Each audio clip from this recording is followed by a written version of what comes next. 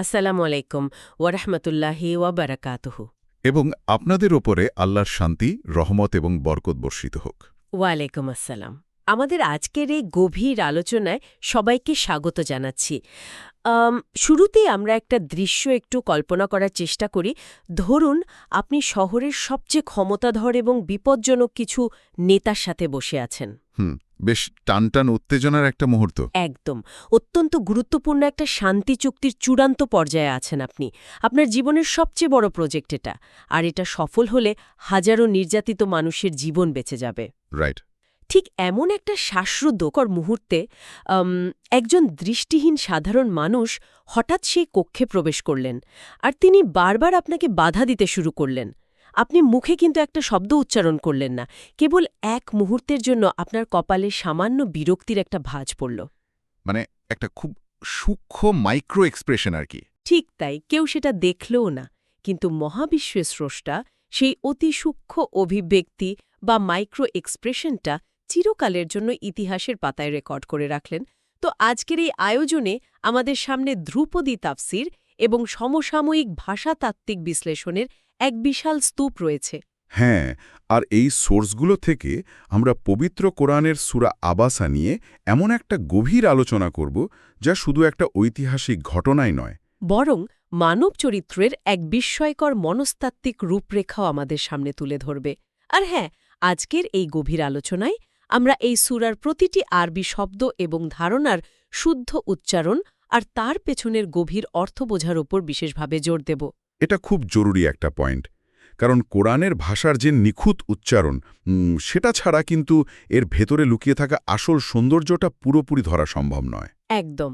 এই সূরার শব্দচয়ন এতটাই নিখুঁত আর বিজ্ঞানসম্মত যে একটা মাত্র শব্দের শুদ্ধ উচ্চারণ এবং তার পেছনের প্রেক্ষাপটটা বিশ্লেষণ করলে পুরো সমাজ ব্যবস্থার চিত্রটাই আমাদের সামনে বদলে যেতে পারে।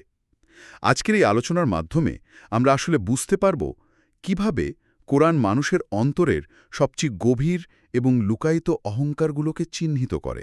তাহলে সেই ঐতিহাসিক প্রেক্ষাপটটা আগে চোখের সামনে দাঁড় করানো যাক। তাহলে আমরা ঘটনার গভীরে যেতে পারব। সময়টা ছিল মক্কার শুরুর দিকের। নবী মোহাম্মদ মক্কার সবচেয়ে প্রভাবশালী কুরাইশ নেতাদের সাথে অত্যন্ত গুরুত্বপূর্ণ একটি বৈঠকে বসেছেন। যেমন আবু জাহাল বা উতবাহ ইবনে রাবিয়াহার মতো প্রতাপশালী ব্যক্তিরা। হ্যাঁ, ওই রকম হাই প্রোফাইল নেতারা। তো নবীজির উদ্দেশ্য কিন্তু সম্পূর্ণ মহৎ এবং কৌশলগত ছিল। তিনি ভাবছেন, এই অভিজাত শ্রেণী যদি ইসলাম গ্রহণ করে তাহলে ওই যে দুর্বল মুসলিমদের ওপর নির্মম নির্যাতন চলছে সেটা বন্ধ হবে। রাইট। একটা বৃহত্তর কল্যাণের চিন্তা ছিল তার মাথায়। ঠিক তখন সেখানে এসে উপস্থিত হলেন দৃষ্টিহীন সাহাবী আবদুল্লাহ ইবনে উম্মে মাকতুম। তিনি যেহেতু অন্ধ ছিলেন, ওই বৈঠকের নাজুক পরিস্থিতিটা তিনি আসলে বুঝতে পারছিলেন না। তিনি বারবার নবীজিকে অনুরোধ করতে লাগলেন ইসলাম শেখানোর জন্য। আর এই বারবার বাধা দেওয়ায় নবীজি সামান্য বিরক্ত হলেন এবং মুখ ফিরিয়ে নিলেন। এখান থেকে আসলে ঐশী প্রতিক্রিয়া বা আল্লাহর সতর্কবার্তার শুরু।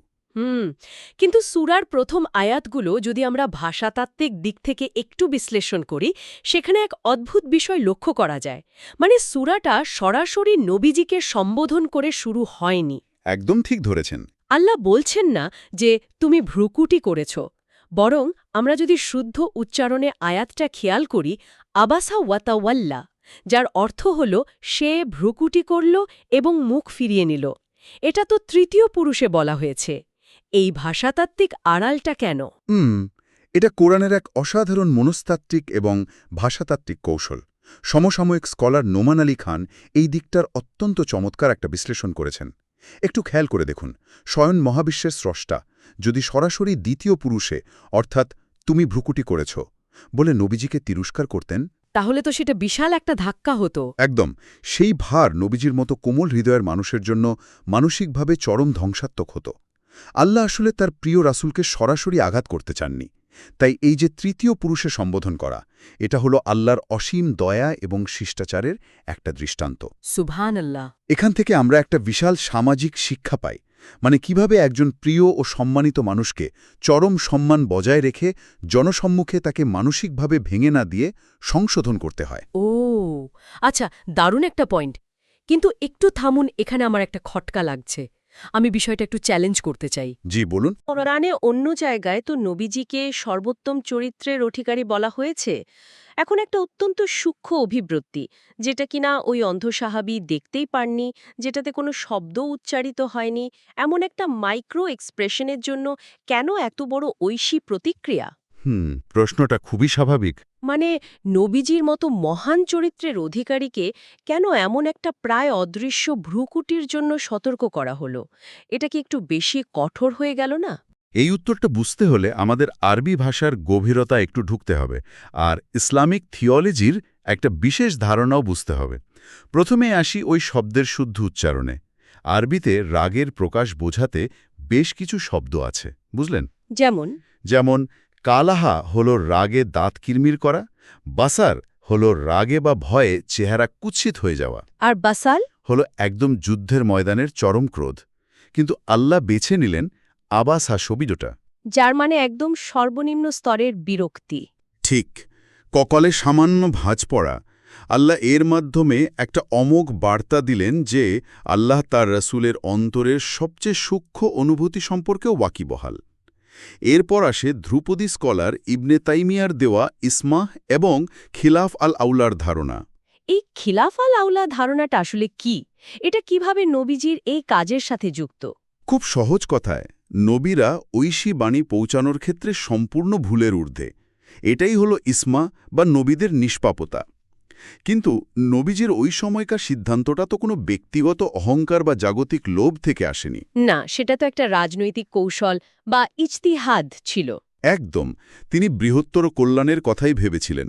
কিন্তু নিয়ম হল দুটো ভালো কাজের মধ্যে যখন তুলনামূলক কম উত্তম কাজটা বেছে নেওয়া হয়, তখন তাকে বলে খিলাফা লাউলা। আচ্ছা, বুঝতে পেরেছি। আল্লাহ জানিয়ে দিলেন যে মক্কার নেতাদের ইস্তেগনা অর্থাৎ আত্মনির্ভরশীলতার যে চরম অহংকার, তার চেয়ে ওই অন্ধ সাহাবীর ছুটে আসা এবং আল্লাহর প্রতি তার যে শ্রদ্ধা, সেটা অনেক বেশি মূল্যবান। মানে তৎকালীন সমাজ ব্যবস্থায় আর্থসামাজিক মর্যাদা দিয়ে যে মানুষের দাম মাপা হতো, আল্লাহ এই ঘটনার মাধ্যমে সেই কাঠামোটা পুরো ভেঙে চুরমার করে দিলেন। রাইট, জানিয়ে দিলেন আল্লাহর কাছে ক্ষমতাশালী ব্যক্তির চেয়ে একজন দুর্বল মানুষের তাজকিয়া বা আত্মশুদ্ধি অর্জন অনেক বড় বিষয়। তার মানে দুনিয়ার চোখে যে সমাজপতিরা নিজেদের স্বয়ংসম্পূর্ণ বা ইস্তাগনা মনে করছিল, আসমানের মালিকের কাছে তাদের ওই অহংকারের কানাকড়িও মূল্য নেই। একদমই তাই। কিন্তু এখানে একটা যৌক্তিক প্রশ্ন চলে আসে। মক্কার ওই প্রভাবশালী নেতারা যখন এই বাণী গ্রহণে অনীহা প্রকাশ করল, তখন মানুষের মনে হতেই পারে এই ঐশী বাণীর কি তার বৈধতা প্রমাণের জন্য এই অভিজাতদের স্বীকৃতির কোনো প্রয়োজন আছে? মানে যদি বড় বড় নেতারাই এটা না মানে, তবে কি বাণীর গুরুত্ব কমে যায়? মোটেও না। আর ঠিক এই যুক্তির জবাবটাই অত্যন্ত কঠোর ভাষায় দেওয়া হয়েছে কাল্লা শব্দটা দিয়ে। কাল্লার শুদ্ধ উচ্চারণ এবং অর্থ হল একটা চূড়ান্ত অস্বীকৃতি বা কখনোই না। আচ্ছা। এই একটা শব্দের মাধ্যমে মক্কার নেতাদের অহংকারকে পুরোপুরি প্রত্যাখ্যান করা হয়েছে। আল্লাহ স্পষ্ট করে দিচ্ছেন যে এই পবিত্র কোরআন কোনো সাধারণ ইশতেহার নয়, যে এর বৈধতা প্রমাণের জন্য মক্কার অভিজাতদের বা দুনিয়ার কোনো প্রভাবশালীর অনুমোদনের প্রয়োজন হবে। এটা তো নিজের গুণেই স্বয়ংসম্পূর্ণ। ঠিক, এটা একটা অত্যন্ত সম্মানিত এবং পবিত্র লিপি, যা সাফারা বা অত্যন্ত সম্মানিত বার্তাবাহক ফেরেশতাদের হাতে সম্পূর্ণ সুরক্ষিত থাকে। এই উপমাটা আমাকে প্রবলভাবে মুগ্ধ করে। এটা তো যেন মহাবিশ্বের সবচেয়ে সুরক্ষিত ভল্টে রাখা কোনো রাজকীয় ফরমান। দারুণ একটা উপমা দিয়েছেন। তাই না? যে ফরমান ছোঁয়ার যোগ্যতা কেবল অত্যন্ত পবিত্র পাহারাদারদেরই আছে। কিন্তু আমার প্রশ্ন হল, এই সাফারা বা রাজকীয় দূতেরা আসলে কারা? আমি তাফসিরের বইগুলোতে এটা নিয়ে বেশ কিছু চমকপ্রদ মতভেদ দেখেছি। সাধারণ মানুষের সাথে কি এই ঐশী স্তরের কোনো সংযোগ আদৌ সম্ভব? হ্যাঁ, আমরা যদি ধ্রুপদী তাফসিরগুলো দেখি, বিশেষ করে তাফসির ইবনে কাসির এবং তাবারী, দেখব স্কলাররা এই সাফারাহ এর পরিচয় নিয়ে চমৎকার আলোচনা করেছেন। একদলের মতে এরা হলেন শুধুই ফেরেশতা, যেমন জিব্রাইল এবং তার মহাজাগতিক সঙ্গীরা। এটা একটা মত। আর অন্য মতটা কি? আরেক দলের মতে এরা হলেন দুনিয়ায় কোরআনের লিপিকার, সাহাবীরা। আবার কেউ বলেছেন এরা হলেন কোরআনের হাফেজরা। তবে ইবনে রাজব আল হাম্বালি এখানে একটা অপূর্ব সমন্বয় করেছেন। ও আচ্ছা, সেটা কেমন? এটা সাধারণ মানুষের জন্য বিশাল এক আশার বাণী। তিনি বলেছেন যে সাধারণ মানুষ কোরআন মুখস্থ করে, শুদ্ধ উচ্চারণে তেলাওয়াত করে এবং নিজের জীবনে তা ধারণ করে, সে পরকালে এই সম্মানিত সাফারা বা ফেরেশতাদের স্তরে উন্নীত হয়। ওয়াও! এর মানে দাঁড়াচ্ছে একজন একেবারে সাধারণ মানুষ, যার হয়তো সমাজে কোনো ক্ষমতাই নেই, যাকে কেউ চেনেও না, সে কেবল এই বাণীর সাথে যুক্ত হওয়ার কারণে মহাবিশ্বের সবচেয়ে সম্মানিত রাজকীয় দূতদের মর্যাদায় পৌঁছে যেতে পারে। একদম তাই। এটা তো মানুষের ধারণার অতীত। কিন্তু এখানেই একটা বড় মনস্তাত্ত্বিক ধাক্কা আসে। আম, যদি এই ঐশী বাণী এতই মহান হয় আর এটা মানুষকে এত উঁচুতে নিয়ে যেতে পারে, তবে মানুষ কেন তা অস্বীকার করে? মানুষের এই অকৃতজ্ঞতার শেকড়টা আসলে কোথায়? এই অকৃতজ্ঞতার শেকড় খুঁজতে গিয়ে আল্লাহ কোরআনের অন্যতম কঠোর একটা বাক্য ব্যবহার করেছেন। বাক্যটা হল কতিলাল ইনসানু মা আকফারাহ, যার অর্থ মানুষ ধ্বংস হোক, সে কতই না অকৃতজ্ঞ। সত্যি খুব কঠোর একটা কথা। হ্যাঁ, মানুষের অহংকার ভাঙার জন্য আল্লাহ মানুষকে তার সৃষ্টির আদি উৎসের দিকে তাকাতে নির্দেশ দিয়েছেন। মানুষের অহংকার যে কতটা ভিত্তিহীন তা বোঝাতে মানব জীবনের 5টি অমোঘ পর্যায়ের কথা এখানে বলা হয়েছে। পর্যায়গুলো কি কি? প্রথমটি হল খালাকাহু বা সৃষ্টি, যখন মানুষ এক বিন্দু তুচ্ছ তরল ছাড়া আর কিছুই ছিল না। এরপর কাদ্দারাহু বা নির্ধারণ, যেখানে মায়ের গর্ভে তার জিনগত এবং শারীরিক বৈশিষ্ট্য, তার জীবনের রূপরেখা নিখুঁতভাবে ঠিক করা হয়। তৃতীয়টি হল ইয়াস্সারাহু, অর্থাৎ মানুষের জন্য এই পৃথিবীতে ভূমিষ্ঠ হওয়ার পথ সহজ করা এবং প্রকৃতির সাথে তাকে খাপ খাইয়ে নেওয়া। এরপর আসে আমাতাহু বা মৃত্যু, যা সকল ক্ষমতার অবসান ঘটায়, এবং সবশেষে আনশারাহু বা পুনরুত্থান। এই 5টি পর্যায়ের কথা ভাবলে আধুনিক মানুষের অহংকার কতটা হাস্যকর মনে হয় তা সত্যিই চিন্তার বিষয়। আমরা আমাদের প্রযুক্তি, ব্যাংক ব্যালেন্স, কৃত্রিম বুদ্ধিমত্তা আর ক্ষমতা নিয়ে কতই না গর্ব করি। মানে আমরা তো নিজেদের পৃথিবীর নিয়ন্ত্রক মনে করি, তাই না? ঠিক।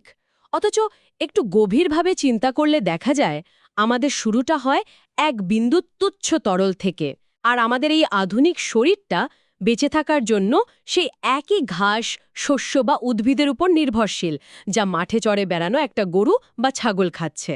একদম নিখুঁত একটা পয়েন্ট। আল্লাহ তো এই যে ইয়াস্সারাহু বা প্রাকৃতিক অনুকূল পরিবেশ দিয়ে আমাদের জীবনকে এতটা সহজ করে দিয়েছেন, তারপরও মানুষ কেন এই নিখুঁত বাস্তুতন্ত্র বা ইকোসিস্টেম দেখেও অকৃতজ্ঞ থেকে যায়?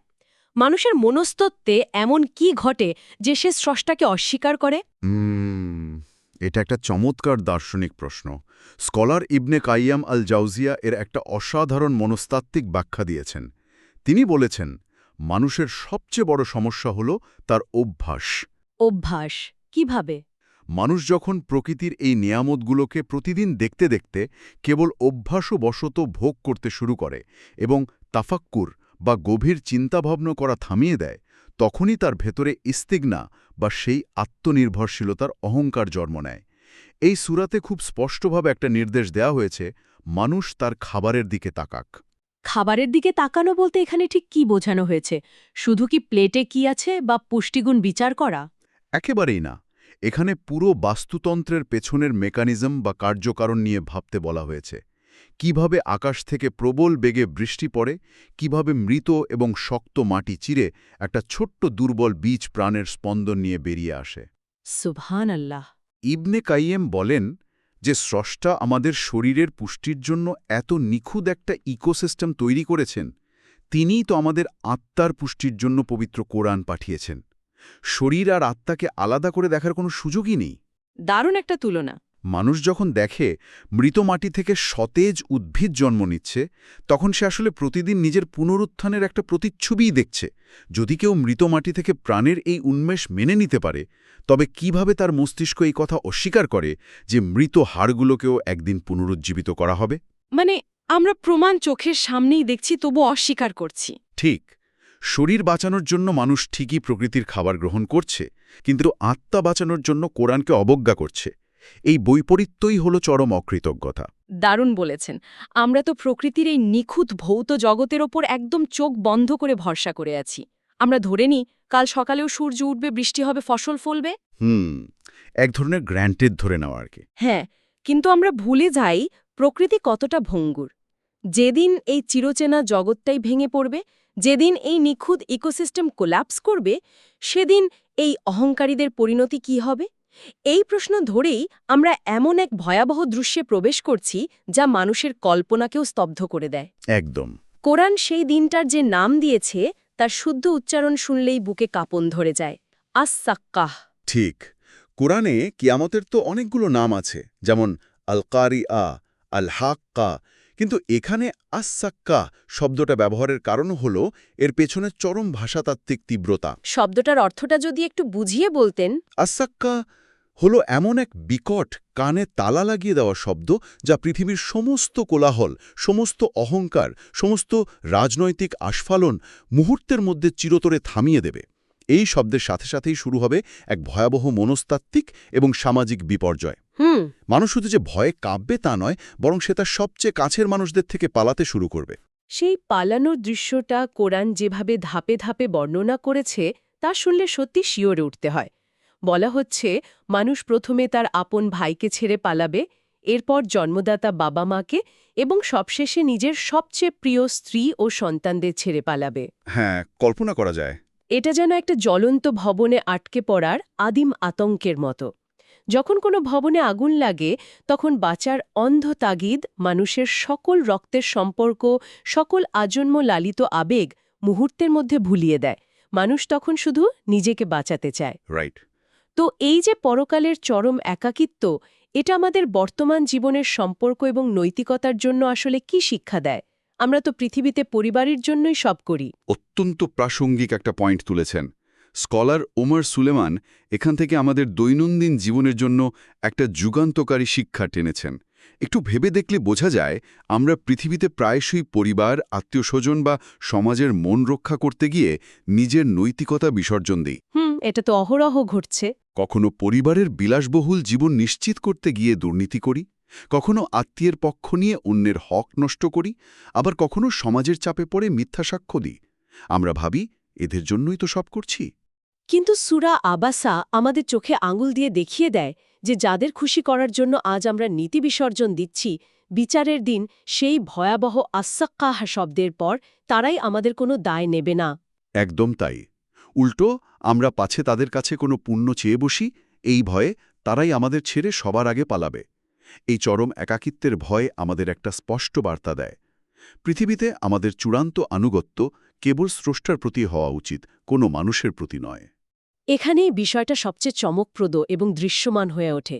এই চূড়ান্ত পলায়ন এবং মনস্তাত্ত্বিক বিপর্যয়ের পর কোরআন আমাদের দেখাচ্ছে যে মানুষের চেহারা দুটো সম্পূর্ণ বিপরীত ভাগে বিভক্ত হয়ে চিরস্থায়ী রূপ নিচ্ছে। হ্যাঁ, দুই দলের দুই রকম চেহারা। এক দলের চেহারার বর্ণনা দেয়া হয়েছে মুসফিরাহা এবং ইস্তাবিশিরাহা শব্দগুলো দিয়ে, অর্থাৎ তাদের চেহারা হবে অত্যন্ত উজ্জ্বল, হাস্যোজ্জ্বল এবং আনন্দে উদ্ভাসিত। মনে হবে যেন তাদের চেহারার ওপর থেকে দুনিয়ার সমস্ত দুশ্চিন্তা এবং কষ্টের আবরণ সরে গিয়ে এক স্বস্তির আলো ফুটে বেরোচ্ছে। সুবহানাল্লাহ। আর অন্যদিকে আরেক দলের চেহারার বর্ণনা দেয়া হয়েছে গাবারা এবং কাত্তারা শব্দ দিয়ে, অর্থাৎ ধুলো মলিন এবং কালো ধোঁয়ায় আচ্ছন্ন। এই জায়গাটিতে পুরো সূরার অপূর্ব সাহিত্যিক সামঞ্জস্য বা সিমেট্রি লক্ষ্য করা যায়। এটা কোরআনের ভাষাতাত্ত্বিক মজিজা বা অলৌকিকত্বের একটা বড় প্রমাণ। একটু খেয়াল করে দেখুন, সূরাটি শুরু হয়েছিল কোথায়? পৃথিবীতে নবীজির চেহারায় ফুটে ওঠা একটা অতি সাময়িক ও প্রায় অদৃশ্য ভ্রুকুটি দিয়ে। একদম। আর সূরাটি শেষ হলো কোথায়? পরকালে অহংকারীদের চেহারায় ফুটে ওঠা চিরস্থায়ী বিষণ্ণতা আর ধুলোর আস্তরণ দিয়ে। যারা পৃথিবীতে ইস্তেগনা বা সম্পদের অহংকার দেখিয়েছিল, সত্যকে ভ্রুকুটি করেছিল, পরকালে তাদের চেহারাই হবে সবচেয়ে অন্ধকার এবং ধুলোমলিন। আর অন্যদিকে যিনি দৃষ্টিহীন ছিলেন, হ্যাঁ, পৃথিবীর আলো যিনি কোনোদিন দেখতে পাননি, কিন্তু যার অন্তরে ছিল প্রবল আধ্যাত্মিক আকুলতা, সেই আবদুল্লাহ ইবনে উম্মে মাকতুমের মতো মানুষদের চেহারা সেদিন সবচেয়ে বেশি উজ্জ্বল হয়ে উঠবে। দুনিয়ার অন্ধত্ব সেদিন অনন্ত আলোতে রূপান্তরিত হবে। সুবহানাল্লাহ, কি অসাধারণ এক দার্শনিক এবং মনস্তাত্ত্বিক যাত্রা। তাহলে চলুন আজকের এই গভীর আলোচনা এবং সোর্সেসের স্তূপ থেকে আমরা মূল নির্যাস বা শিক্ষাগুলোকে একটু একীভূত করার চেষ্টা করি, যা আমাদের দৈনন্দিন জীবনে কাজে লাগবে। অবশ্যই। প্রথমত আমরা দেখলাম যে সমাজের চোখে আর্থসামাজিক মর্যাদা, অর্থ বা ক্ষমতার কোনো মূল্য আসলে নেই। স্রষ্টার কাছে ইখলাস বা আন্তরিকতাই হল আসল সম্পদ। একজন দুর্বল কিন্তু আন্তরিক মানুষ অহংকারী প্রভাবশালীর চেয়ে যোজন যোজন এগিয়ে। দ্বিতীয়ত, জ্ঞান অর্জনের মূল উদ্দেশ্য শুধুই তথ্য জমা করা বা তাত্ত্বিক পণ্ডিত হওয়া নয়। যদি জ্ঞান মানুষকে অহংকারী করে তোলে, তবে তা ব্যর্থ। জ্ঞান অর্জনের আসল উদ্দেশ্য হল তাজকিয়া বা আত্মশুদ্ধি অর্জন করা। একদম। তৃতীয়ত, প্রকৃতির দিকে, আমাদের খাদ্যের দিকে গভীর চিন্তাভাবনা বা তাফাক্কুর আমাদের ভেতরের অহংকার দূর করে। আমরা যে এক বিন্দু তরল থেকে এসেছি এবং মহাবিশ্বের এই সুবিশাল ইকোসিস্টেমের ওপর আমরা যে কতটা নির্ভরশীল, এই বোধ মানুষকে বিনয়ী হতে শেখায়। আর চতুর্থত যে বিষয়টা আমাকে ব্যক্তিগতভাবে সবচেয়ে বেশি নাড়া দিয়েছে তা হল নবীজির চরম সততা। একটু ভেবে দেখুন, নিজের একটা সামান্যতম ভুলের কথা, একটা মাইক্রো এক্সপ্রেশনের কথা, যা অন্য কেউ টেরই পায়নি, সেটা তিনি বিনা দ্বিধায় জনসম্মুখে প্রচার করেছেন। এটা খুবই পাওয়ারফুল একটা বিষয়। যুগ যুগ ধরে মানুষ এটা পড়ছে। পৃথিবীর কোনো সাধারণ নেতা কি নিজের ভুল এভাবে চিরস্থায়ীভাবে সংরক্ষিত করে রাখে? কখনোই না। এটাই কিন্তু অকাট্যভাবে প্রমাণ করে যে কোরআন সম্পূর্ণরূপে ঐশী বাণী এবং নবীজির সততা একেবারেই প্রশ্নাতীত। আপনি অত্যন্ত চমৎকারভাবে পুরো বিষয়টা গুছিয়ে এনেছেন। কোরআন তো শুধু ইতিহাস বলে না, এটা মানুষের অহংকারের শেকড় ধরে টান দেয় এবং তাকে তার প্রকৃত অবস্থানের কথা স্মরণ করিয়ে দেয়। আজকের এই আলোচনা নিশ্চিতভাবেই আমাদের জীবনের অনেকগুলো বদ্ধ দরজায় নাড়া দিয়েছে। আমরা কিভাবে মানুষের মূল্যায়ন করি, কিভাবে প্রকৃতির দিকে তাকাই এবং কিভাবে নিজেদের ভুলগুলো স্বীকার করি, সবকিছু নিয়ে নতুন করে ভাবার সুযোগ তৈরি করেছে। জি, একদম। বিদায় নেওয়ার আগে একটা ভাবনার জগৎ রেখে যেতে চাই। আজকের আলোচনা থেকে আমরা দেখলাম যে পরকালে আমাদের ভেতরের অবস্থাই আমাদের চেহারায় স্থায়ীভাবে ফুটে উঠবে। মানুষের একটু ভেবে দেখা উচিত, যখন কেউ দেখছে না, যখন একজন মানুষ একেবারেই একা, তখন তার হৃদয়টা ঠিক কী ধরনের চেহারা ধারণ করে আছে। গভীর একটা প্রশ্ন। সেটা কি সেই মুসফিরা বা উজ্জ্বল আলোর মতো, নাকি গাবারা বা ধুলোমলিন অন্ধকারে ঢাকা? এটা নিয়ে সবাই একটু ভাবুন। জি, এটা আমাদের সবার জন্যই একটা বড় চিন্তার বিষয়। জাযাকাল্লাহু খাইর। আল্লাহ আপনাকে উত্তম প্রতিদান দিন আমাদের কথা শোনার জন্য, আপনার মূল্যবান সময় ব্যয় করার জন্য।